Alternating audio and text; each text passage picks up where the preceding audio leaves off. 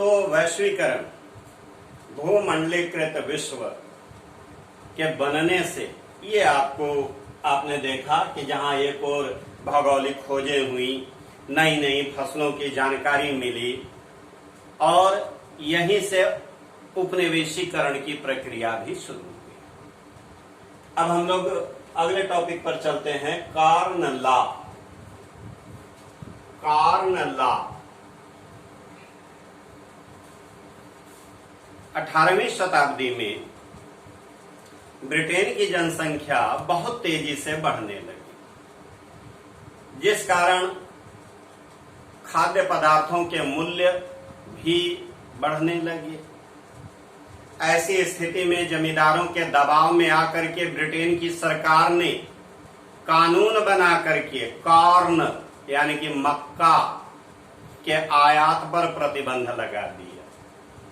इसी कानून को कॉर्न लॉ कहते हैं। अब मक्का के आयात पर प्रतिबंध लग गया, कॉर्न लॉ लागू हो गया, तो इसके प्रभाव क्या हुए, ब्रिटेन पर इसका प्रभाव क्या पड़ा? तो ब्रिटेन पर इसका प्रभाव के रूप में पड़ा कि ब्रिटेन अब कम कीमतों पर खाद्य पदार्थ दुनिया के अन्य देशों से मंगाने लगा। ये जो कम कीमतों पर वह खाद्य पदार्थों को मंगा रहा था, उसका मूल्य बहुत कम था, और वही खाद्य पदार्थ जो इंग्लैंड में, जो ब्रिटेन में पैदा हो रहे थे, वहां के किसान जो पैदा कर रहे थे, उनका मूल्य अधिक था, जिस कारण ब्रिटेन के किसान बर्बाद होने लगे, उनकी हालत खराब होने लगी। 19वीं शताब्दी में ब्रिटेन में बहुत तेजी से औद्योगिक प्रगति होने लगी, लोगों की आय बढ़ने लगी, तो खाद्यान्न की मांग भी अधिक होने लगी, उनके उपभोग का स्तर भी बढ़ गया। ऐसी स्थिति में ब्रिटेन और अधिक खाद्य पदार्थों का आयात सस्ते मूल्य पर करने लगा। साथ ही साथ क्योंकि 19वीं शताब्दी में औद्योगिक प्रगति बहुत तेजी से होने लगी थी, खाद्य पदार्थों की मांग ब्रिटेन में लगातार बढ़ रही थी।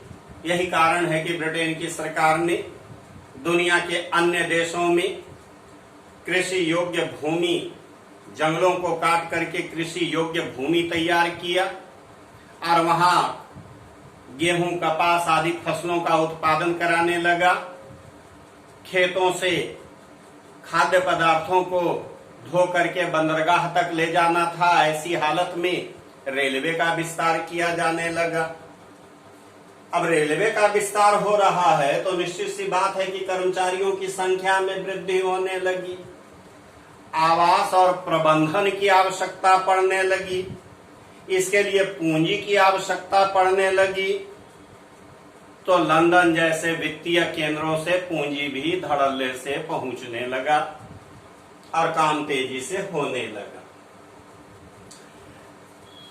ब्रिटेन से लाखों लोग, श्रम की मांग बढ़ जाने के कारण लाखों लोग अमेरिका और ऑस्ट्रेलिया की ओर प्रस्थान भी करने लगे ताकि वहां एक अच्छा जीवन व्यतीत किया जा सके। 1890 तक खाद्य पदार्थ हजारों मील दूर से ब्रिटेन में आने लगा, क्योंकि उनको सस्ते मूल्य पर खाद्य पदार्थ चाहिए था, अपने देशवासियों का पेट भरना था। यही कारण है कि 1890 तक हजारों मील दूर से खाद्य पदार्थ ब्रिटेन पहुंचने लगा। यह अपने आप में एक वैश्विक कृषि अर्थव्यवस्था का सबसे अच्छा उदाहरण के रूप में हमें दिखलाई देता है कि धीरे धीरे दुनिया सिकुड़कर एक हो रही थी। तो इस प्रकार से कार्न लॉ के समाप्त हो जाने से ब्रिटेन की अर्थव्यवस्था पर, ब्रिटेन की स्थिति पर यह प्रभाव पड़ा। मगर यहां यह भी ध्यान देना है कि कार्न लॉ समाप्त हो जाने से ब्रिटेन में जबरदस्त जो खाद्य समस्या उत्पन्न हुई थी, अगर हम उसके बारे में संक्षेप में आपको बताना चाहें कि ब्रिटेन ने इस खाद्य समस्या का समाधान किस प्रकार से किया, तो जैसा कि अभी अभी चर्चा हुई कि ब्रिटेन अपने देश में कृषि के विकास की ओर ध्यान नहीं दिया, बल्कि सस्ते मूल्य पर वह खाद्य पदार्थों का विदेशों से आयात करके अपनी खाद्य जरूरतों को पूरा करना शुरू कर दिया। चूंकि 1890 तक वैश्विक कृषि अर्थव्यवस्था का विकास हो चुका था, दुनिया के कई देशों में बड़े पैमाने पर कृषि का विकास हो रहा था, कृषि पैदावार में वृद्धि हो रही थी और इस प्रकार से सस्ते मूल्य पर खाद्य पदार्थ ब्रिटेन पहुंचने लगा। तो इस वैश्विक कृषि अर्थव्यवस्था के विकास हो जाने से भी ब्रिटेन को अपनी खाद्य जरूरतों को पूरा करने में बड़ी मदद मिली।